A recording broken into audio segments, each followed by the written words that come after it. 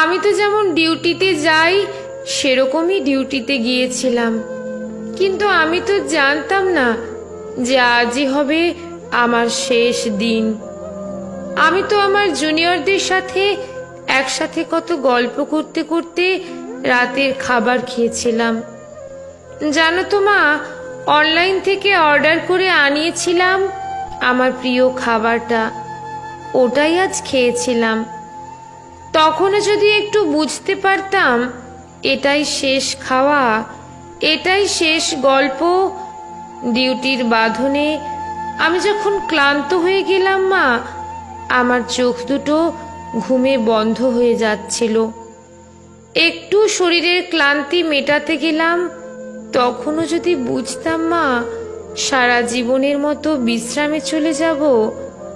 তখন ভোর রাতে আমি ওয়ার্ডে একা। ভোরের শীতল বাতাসে আমার একটু ঠান্ডা লাগতে আমি লাল চাদরটা ঢাকা দিয়ে একটু চোখ বন্ধ করেছিলাম শুধু। সেই সময়ের অপেক্ষায় থাকা ওরা আমার সাথে, ছি মা, আমার খুব কষ্ট হচ্ছিল জানো তো। অনেকবার আমি বারণ করেছিলাম, চিৎকার করেছিলাম, বাঁচাও, কে আছো আমাকে বাঁচাও। কিন্তু কেউ আমার চিৎকার, আমার আর্তনাদ শুনতে পায়নি জানো তো মা। আর ওরা আরো পশুর থেকেও বিচ্ছিরি ব্যবহার করতে লাগলো আমায়, খেলতে লাগলো আমাকে নিয়ে ওরা। আমি ওদের হাতে পায়ে পড়লাম জানো তো। আমি এটাও বললাম যে আমাকে ছেড়ে দাও, দয়া করে ছেড়ে দাও, আমি কাউকে কিছু বলবো না, আমাকে যেতে দাও।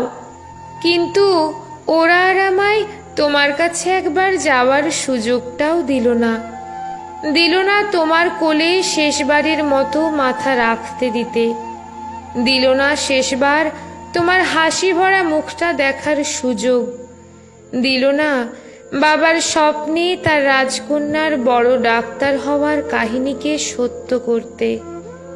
আমার গলা টিপে ধরে নিজেদের সর্বশক্তি দিয়ে আমার গলা চেপে ধরে জানো তো মা। আমি অনেক চেষ্টা করেছিলাম বাঁচার, কিন্তু হয়তো আজ ভগবানও চাইনি যে আমি বেঁচে থাকি। ওই পশুদের শক্তির কাছে আমি হেরে যাই, আমার গলার হাড় ভেঙে যায়। ওরা আমায় ওভাবেই ওখানে ফেলে রেখে চলে যায়, ওই বিবস্ত্রভাবে। সকালে সবাই আসে, কিন্তু এ কি, আমি কারোর সাথে কথা কেন বলতে পারছি না? তোমাকেও দেখতে পাচ্ছি, তোমায় কত করে ডাকছি, তুমি শুনতে কেন পাচ্ছ না মা আমার ডাক? ও মা, মা গো, এই তো দেখো, দেখো না মা, ও মা, এই তো আমি। তুমি কাঁদছো কেন? কি হয়েছে তোমার? ও মা। দেখি মা সামনে একটা লাশের দিকে তাকিয়ে হাউমাউ করে কাঁদছে। লাশটার মুখ দেখতে পেয়ে আমি শিউরে উঠি। এ কি, এটা যে আমারই নিথর দেহ, আমি কি তবে মারা গেছি? আমিও কাঁদতে শুরু করলাম। সবাই আমার এই মৃত্যুতে শোকাহত। সারা দুনিয়া আমার মৃত্যুর ঘটনা আপাতত জেনে গেছে। সবাই বিদ্রোহ করছে, কিন্তু আমি আমার নিথর দেহের দিকে তাকিয়ে রইলাম। আমার শেষটা তো আরো ভালো হতে পারতো বলো মা। দেখো না মা, ওরা আমার মুখের দেহের কি বিচ্ছিরি অবস্থা করেছে দেখো মা। আমার চিৎকার করতে ইচ্ছে করছে, কিন্তু আমার আওয়াজ এখন কেউ শুনতে পাচ্ছে না।